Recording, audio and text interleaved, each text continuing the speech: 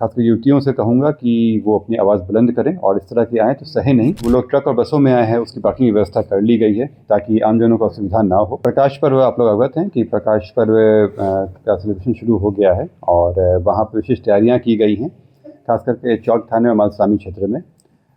भारी संख्या में हम लोगों के विभिन्न राज्यों के मेहमान आए हुए हैं और उनकी यहाँ पे उनका दर्शन वगैरह ठीक से उनका एक्सपीरियंस अच्छा रहे, इसके लिए प्रशासन और पुलिस के द्वारा सारी तैयारियाँ की गई हैं।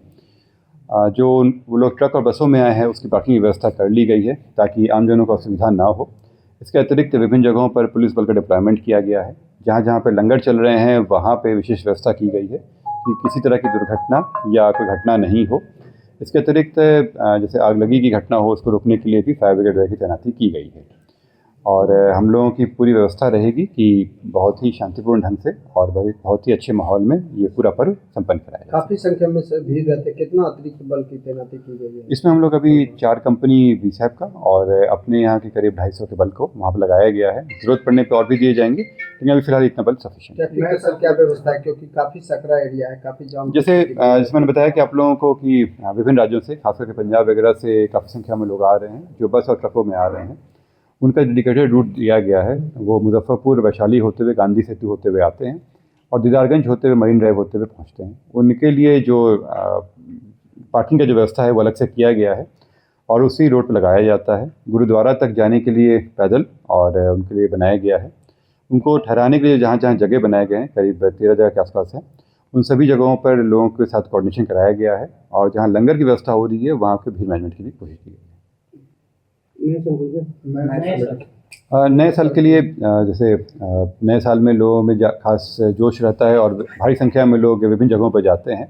खासकर जो पार्क हैं हम लोगों के, जैसे राजधानी वाटिका हो गया, ज़ू हो गया, इसके अतिरिक्त महावीर मंदिर हुए या विभिन्न तरह के गुरुद्वारे, मंदिर, चर्च वगैरह हुए, यहाँ पे भारी भीड़ होती है। तो इसके लिए हम लोग विशेष तैयारी कर रहे हैं। ट्रैफिक को हम लोग सुचारू रूप से चलाने के लिए विभिन्न जगहों पर नो पार्किंग एरिया या रूट डाइवर्ट कर रहे हैं ताकि लोगों को दिक्कतें नहीं हो। और पार्किंग के लिए भी हम लोग कोशिश कर रहे हैं कि जो विभिन्न संगठन हैं उनके भी वॉलंटियर आ जाएं और पार्किंग जैसे खास करके ज़ू वगैरह हो गया या महावीर मंदिर के पास हो गया तो वहाँ एक सुगम व्यवस्था कराई जा सके, बैरिकेडिंग वगैरह करा के हम लोग जो लोगों को कम से कम असुविधा हो और उसके तहत उनका नया साल बहुत ही अच्छे से। बाइकर्स के लिए क्या है, क्योंकि आज ही की बात कर ली जाए तो मुख्यमंत्री आवास के पास बाइकर्स का उत्पात देखा गया, उसको लेकर के किस तरह से आपकी तैयारी है?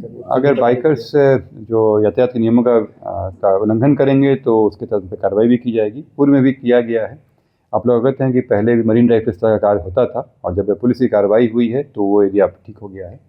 अगर कोई इस तरह संज्ञान में आता है तो उन पर कार्रवाई भी की जाएगी और अगर वो कई बार ऐसा करते हुए पाए गए तो उनका लाइसेंस भी रद्द किया जाएगा। नाव परिचालन बंद रहेगी सर, नए साल को लेकर कई लोग नाव की सैर करते हैं। देखिए, नाव जो है वो जो सुरक्षा मानक है उसके तहत अगर रहेंगे तो अलाउ किया जाएगा। सुरक्षा मानक को देखते हुए चीज़ किया। महिलाओं और युवतियों पर फप्तियाँ कसने वाले मंचलों पर किस तरह से नकेल कसी जाएगी, क्योंकि उस दिन ऐसी घटनाएं काफ़ी। जैसे आप लोग अवगत हैं कि हम लोगों की शक्ति सुरक्षा दल है और वो विभिन्न स्कूल कॉलेजेस वगैरह में जाके और लोगों को अवगत भी कराते हैं और कई मामलों में इस तरह की चीज़ों को रोके भी हैं और जो इस तरह में जो रहे हैं संलिप्त युवा वर्ग के खास करके लोग, उन लोगों पर कार्रवाई भी की गई है। इस दल का ही नेतृत्व संख्या बढ़ाते हुए विभिन्न जगहों पर रखा जाएगा और इसमें मैं खासकर युवतियों से कहूँगा कि वो अपनी आवाज़ बुलंद करें और इस तरह के आएँ तो सहे नहीं, अपनी आवाज़ दें और पुलिस जो है उनके साथ है और इस पर तुरंत कार्रवाई की।